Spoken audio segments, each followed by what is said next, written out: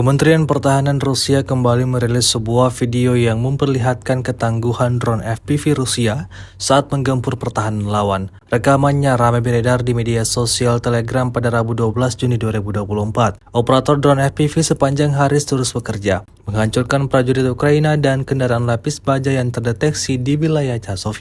Di arah ini, militer Rusia meluncurkan serangannya di beberapa titik musuhnya.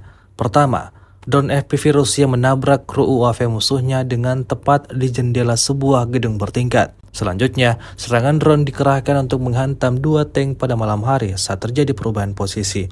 Hasilnya sesuai dengan apa yang diharapkan militer Rusia, serangannya membuat kelompok militer Ukraina alami kerugian total.